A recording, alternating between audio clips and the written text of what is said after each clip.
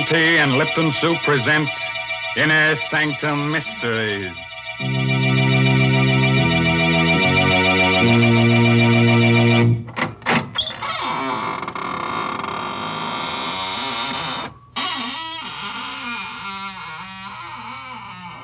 Good evening, friends of the Inner Sanctum. This is Raymond, your host, at the squeaking door. Come in, won't you? Well, you're shivering. Cold? Oh. Well, don't let it throw you. Just remember that many are cold, but few are frozen. Well, our story, to be different tonight, is about murder. Murder and a clock. So, if you've got a little time to kill, let's do it now, huh? Why, Mr. Raymond, nobody can really kill time. Well, maybe not, but you certainly can frighten it. Didn't you ever hear of an alarmed clock? Mr. Raymond, someday you're going to choke on one of those puns. And won't that be nice, Mary? Then you can revive me with guess what, Lipton tea. Oh, dear. Must this go on week after week? Why must I talk to the only person in the world who doesn't know the proper uses of Lipton tea? Oh, don't say that. It isn't used to revive people. At least not in the way you mean it. Of course, lots of folks do find that Lipton's makes the day seem brighter. Yes, it sort of helps them through their housework to sit down now and then between meals, as well as at dinner and supper, and enjoy a cup of Lipton tea. And the reason why Lipton's is so satisfying is because of that one little word, brisk. B-R-I-S-K. Tea experts say that Lipton's has a brisk flavor, which means that it always tastes tangy and bracing. It's never flat or wishy-washy. So folks ask for Lipton tea at your grocer's. You just don't know how good tea can be till you've tried Lipton's. Yes, and when you leave the grocer, step next door to the clockmaker's shop and ask him for the Judas clock. If he doesn't have it on hand, just ask him to give you the works. Yes, the title of tonight's story is The Judas Clock. It's an original radio play by that old clock watcher, Christopher Mayo. Our star is Barry Kroger, who plays the role of Sebastian Packer. I'm a clockmaker. I carry on the profession my father taught me in London. I like clocks, all that is but one. For 30 years, I've looked for a certain clock and a certain man. The clock is known to collectors as the Judas clock. The man I swore to kill when, as a boy of 14, I closed my father's glazing eyes and wiped the froth of blood from his lips. Last night, I found the Judas clock. Tonight, I may have found the man. I'm told you're an expert clock repairman, Mr. Packer, madam. Well, yes, I suppose I am. Well, I have a clock. Rather, my husband has, and it hasn't run for years. Would you have a look at it? Well, can't you bring it in? Oh, heavens, no. It weighs 500 pounds. Oh. One of those huge marble things. Italian Renaissance, I'd say. Marble? Italian? Well, can you describe it further? Well, it's rather unusual. Black marble. Heavily carved with biblical characters. The ivory face has a beautifully etched scene on it. But it's a gruesome one. Gruesome? What kind of a scene? It's a picture of a man hanging from a tree. Judas. His face is positively ghastly. The Judas clock. I knew without seeing it why the clock wouldn't run. It had been built in Italy for a prince of the House of Savoy in 1598. He conceived the idea when he discovered that his family's treasures included the 30 pieces of silver of Judas Iscariot. The clock was made to run only when the 30 silver coins of Judas were in place in the clock's hollow weights. 15 in each weight. And the coins had been in my possession since the day of my father's death.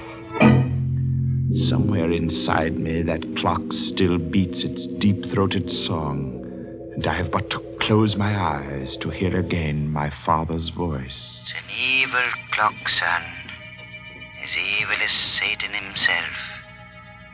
It's cursed. There is a legend that every man who has owned it has died a violent and bloody death. Well, Mr. Packer, can you fix it? Oh, I'm sorry. I was daydreaming. Well, yes. Does Mr. Arnold. Arnold. Does Mr. Arnold know that you're having the clock repaired? No. We've only been married a few weeks, and I'd like to have it working when he comes back to town tomorrow. Sort of a surprise. Yes, I see. Well, I'll be there in half an hour, Mrs. Arnold.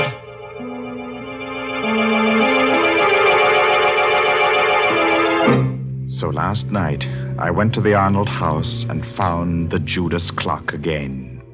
I started to work. Foghorns from the East River sounded much as I remembered they did in London. And suddenly, I was back there on a fateful day about a fortnight after the clock had been uncrated by my father.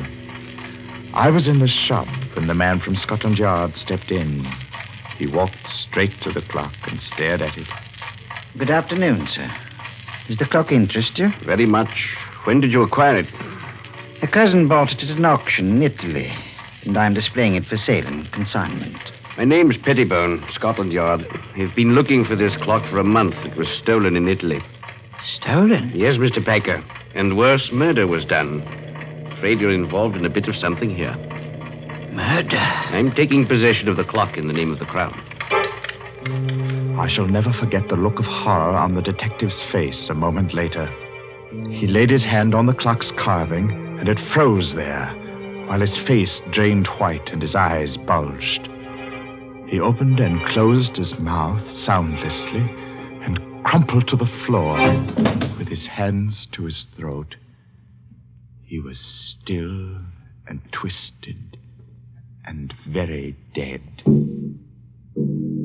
Mr. Pettibone had died of a heart attack the moment he took possession of the clock. I helped Father drag him into the stockroom. Father wanted time to think, so I went to my room. I dozed off only to wake hours later at the sound of angry voices. Well, Cousin Andrew, you've done me a fine turn, haven't you? I've told you I didn't mean to kill the old girl. It was an accident. Don't talk so loud. Boy will hear us. You killed her as soon as you learned she'd made out a will in your favor. Then when you thought it was safe, you sold all her furnishings and sent the clock to me to sell. Very well, I did. You're in it to the ears. I'll go to the police. And how will you explain poor, stiff Mr. Pettibone lying in your stockroom all this while? Besides, Timothy, there's nothing to fear now Pettibone's gone. He was the only one who suspected me. Now, you're the only one who knows. I'll crate this cursed black monster tomorrow, and you leave with it. And will you also crate Mr. Pettibone? I have a plan. Here, sit down in this chair, right here. I'll show you how we can solve the whole thing. My young heart beat with a wild dread as I listened. I could only see Cousin Andy's back, but I could see Father seated dejectedly in the chair near the Judas clock, his head in his hands. It was midnight. All the clocks in the shop began striking the hour, and louder than all the rest was the chime of the evil clock.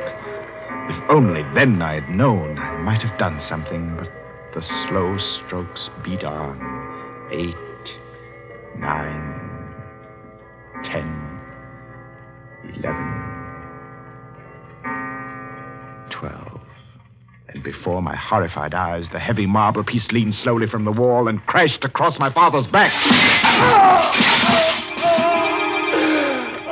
And Cousin Andy stood facing my father as the clock crushed his frail form and choked him.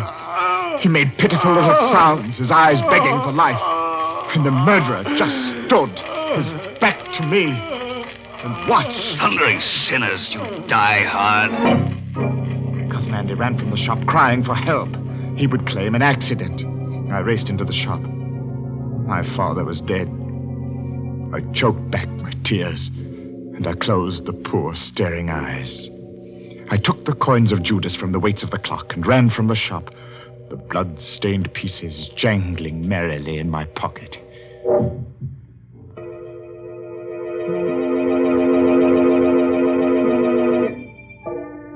Armed with the notion that the coins were of value, and the definite notion that I must eat, I approached one of the many dingy little curio shops in the Limehouse district.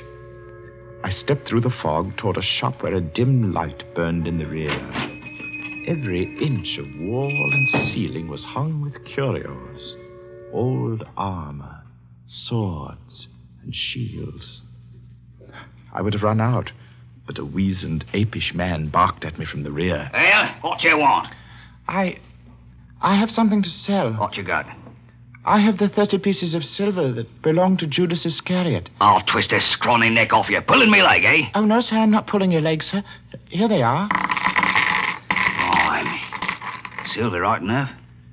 Where'd you cop him? Oh, I didn't steal them, sir. They belong to my father. A likely tale, that. Will you buy them? Buy him, he says. Buy him. Get out of here before I cause a bobby, you scamp. Get out! Oh, no, give me my coins. Get out or I'll come about and fetch you a sound one. The ugly brute came toward me. He held my coins, clutched in a tight, hairy fist. Before I could move, he had struck me. And I hit the wall with a clatter. And then it happened again. For the second time that night, the curse of the Judas clock struck. As I hit the wall, my eye caught a metallic glint above, and a heavy object dropped from the ceiling. The man was about to strike me again when the object struck his head. And remained part of him. He fell. His skull split in two by a hangman's axe. I clamped my mouth on a cry and pried the man's fist open. The fresh blood made it hard, but I recovered the coins. And I stumbled in panic through the shop and out into the night. And the fog of London never swallowed a more frightened and lonely boy.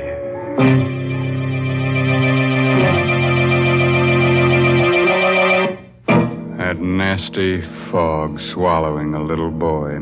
That reminds me of a little nursery rhyme. Hickory dickory dock, the mouse ran up the clock. The clock struck 2. Look out, it might strike you.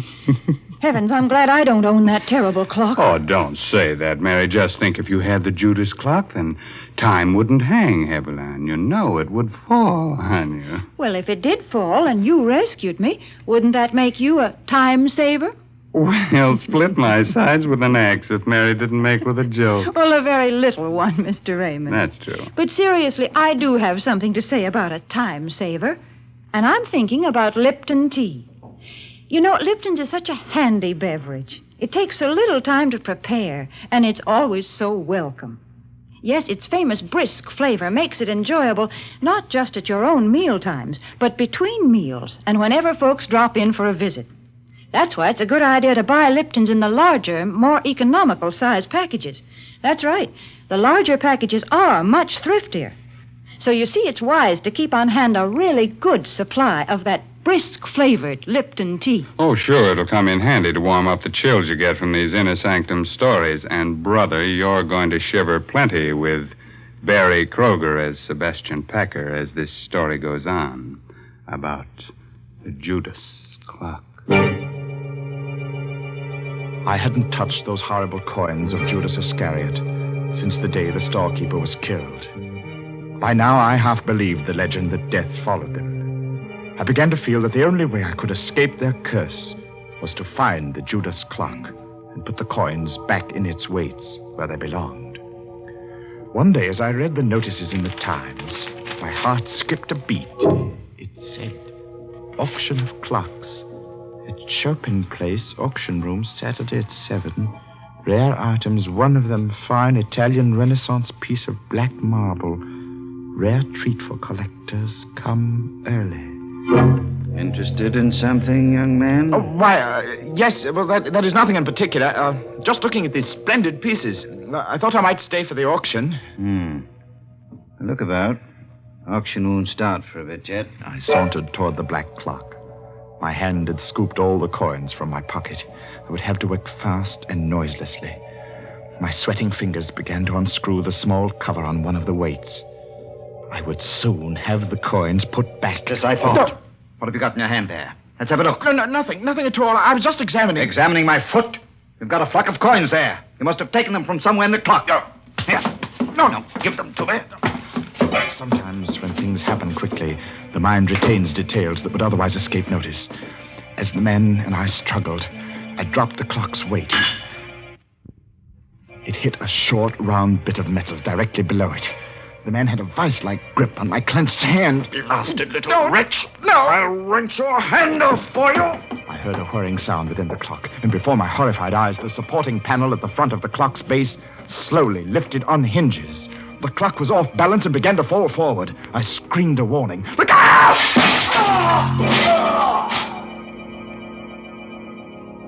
The auction man was dead, mashed to a pulp of bone and blood beneath the clock, as my father had been. I ran to the door and out into the street. I was right back where I'd started.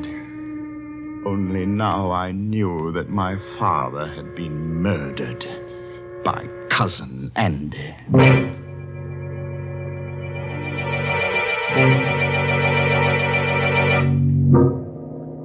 I walked for miles, trying to pull myself together. I wandered aimlessly, or so I thought. But fate had traced my path before me, because I was startled to find myself staring into the shop window of a rare coin dealer named Megaroyd. I walked into the shop. Mr. Megaroyd was a nice little man. He smiled a bit quizzically at my firm belief that I possessed the betrayal coins of Judas. I poured them onto his counter. Oh, I say, you could be right, you know. Oh, these are the right era. I say, suppose they are. Let me put a glass to them. Mr. Megaroyd, would they be worth a great deal, even if they weren't the... Well, let me see. Yes, gracious, yes, they should be worth a great deal as collector's items alone. Well, Mr. Megaroyd, I feel that there's something I should tell you about these pieces. They... Yes? Oh, it's not important. Oh, well, now, just a moment. I have a catalogue on this here in my show window. I'll fidget just a jiffy. The coins lay on the counter. I watched Mr. Megaroyd run down the aisle. As he approached the display window, his foot caught in an electric wire which lay across the floor. The lights went out, and I saw him pitch forward and... Ah! Mr. Megaroyd! Mr. Megaroyd!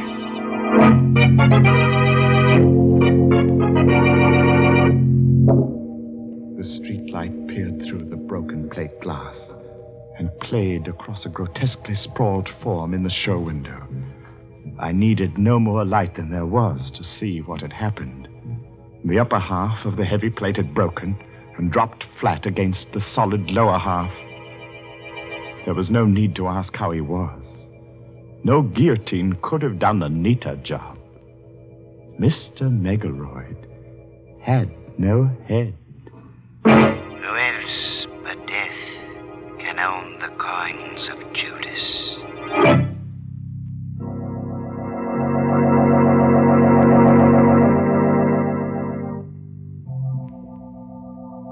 Tonight, I shall find out if Mr. Arnold is Cousin Andrew. If he is, I shall feel no remorse in killing him tonight. Because while working to repair the Judas clock last night, I discovered how my father's accidental death had been well-conceived, diabolic murder. When the right-hand weight reached the floor of the clock on the 12th stroke of midnight, it tripped a trigger which collapsed the base of the clock and caused it to fall forward. My father had died on the 12th stroke of midnight. Have you finished, Mr. Packer? No, Mrs. Arnold. I shall have to come back tomorrow night. What time do you expect Mr. Arnold tomorrow? About 11, I'd say. Will you be finished by then? Well, I think so. I'll have to take these weights to the shop with me, though. Something has to be added to them. Well, of course, Mr. Packer. Mr. Arnold will be so surprised to see the clock running, won't he?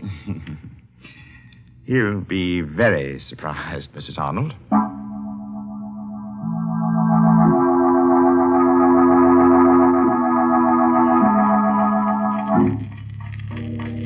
I've put the coins in their place within the weights. Not 15 in each weight, but 15 in one and 10 in the other. The other 5 coins are in my pocket. In another pocket, I have a small 38, although I don't plan to use it. 8 o'clock, and I have a 30-year-old date to keep. Good evening. Oh, Mr. Packer? yes, but I'm closing now. I see you are. My name is Arnold. Just came in from Chicago. Sorry to spoil your little surprise. Or my wife's, rather. You surprised her instead? Yes. She had to confess. I wanted to go out, so she had to tell me about engaging you to repair the Judas clock. You don't want it repaired? By all means, I insist. It's a splendid idea. But what I came for, really, was to tell you that you and I have much to talk about. Oh, do we? Yes. But look, close your place and bring along whatever you need to fix the clock, and we'll talk about it at my place. I'm all set. Let's go.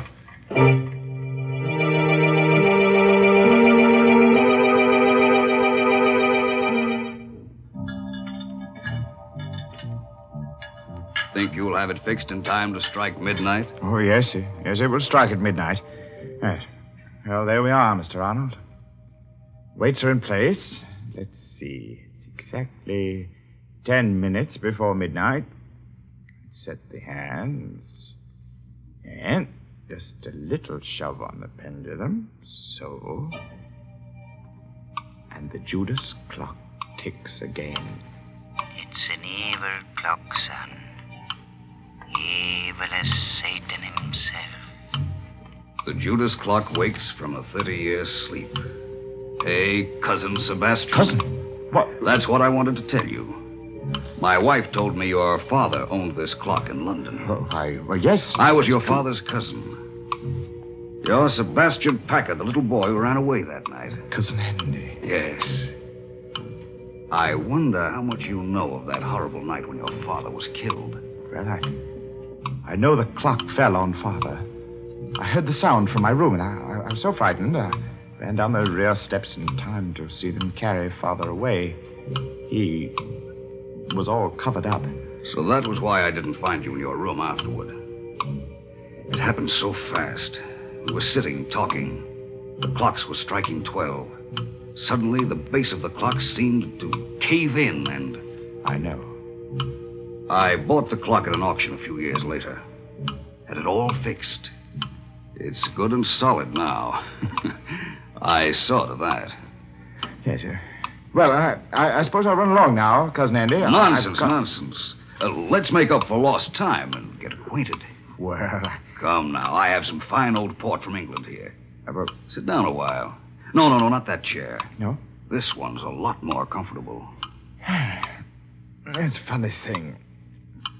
When you work with clocks, as long as I have, you get to philosophizing about time. That's so.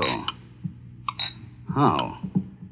Well, here I sit by the big clock, just as my father sat 30 years ago.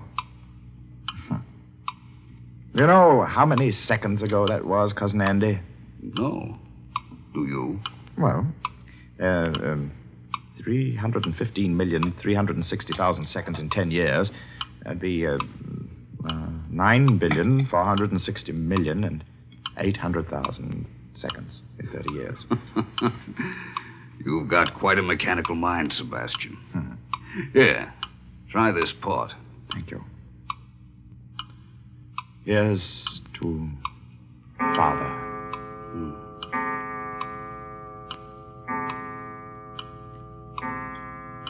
What's the matter, Cousin Andy? Are you ill? No. Your face is quite drawn, gray. Shut up.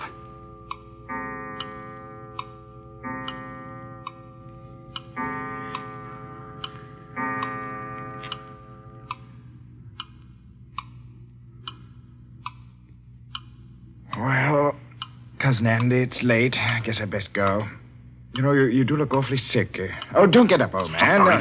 Sinners, Here, sit down and relax. Take my chair. It's the more comfortable.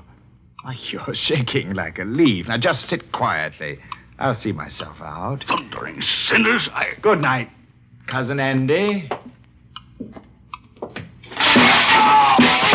Oh, Sebastian. Get it off. Back. In heaven's name. Poor Cousin Andy. You're choking to death. You die hard, too, don't you? It was just a matter of timing.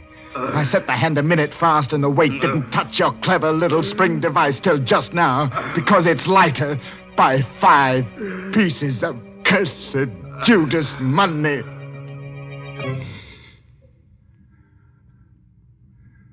Rest easy, Father.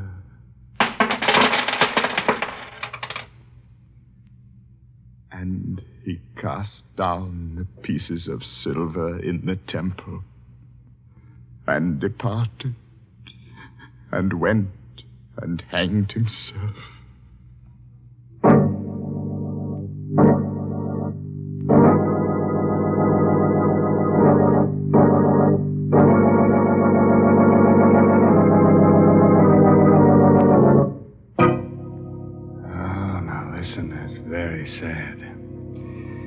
But a fine chime was had by all. Anybody want to buy a large grandfather clock? I'm in the market for a sundial myself. A sundial? My, they are old-timey. Say, Mr. Raymond, if you're afraid of clocks that tick, why don't you try to get hold of one of those old Egyptian water clocks? Oh, Mary, now you're going to tell me that when tea time comes around, the water begins to boil in the clock? Well, that would be quite an invention. But no, Mr. Raymond, right now I'm not going to talk about Lipton tea. Instead, I'm going to tell our listeners about an important job that lies ahead. A fight that's far from finished. Yes, the battle for Japan. Our government says that this Pacific War will be one of the most bitter and difficult in history. Never before has a nation fought so far away from its own shores. And to support this fight, we at home must work even harder at our home front activities. We must keep on buying more and more bonds, and we must hold on to them. And above all, we must stay on our war job until the job in the Pacific is over.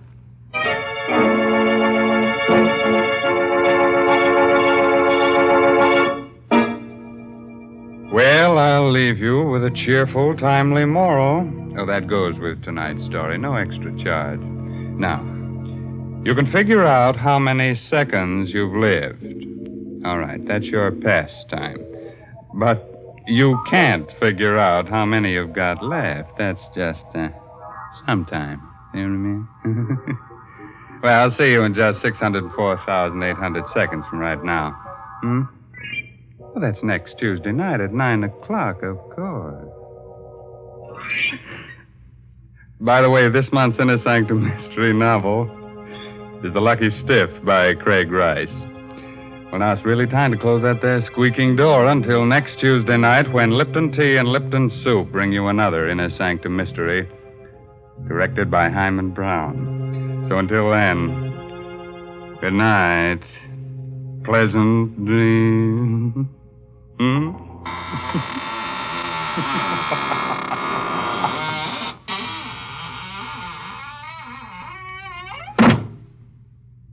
Folks, if you'd like to give the boys overseas a real taste of home, then why not include a package or two of Lipton's Noodle Soup Mix the next time you send them a box of food? Yes, Lipton's has the same homemade, chickeny taste as the soup you make right in your own kitchen. That's why it's a thoughtful, welcome little gift to send Lipton's. And as you know yourself, Lipton's Noodle Soup makes a grand snack. So remember, send a package or two to your boy. And remember to tune in next Tuesday night for another Inner Sanctum Mystery. This is CBS, the Columbia Broadcasting System.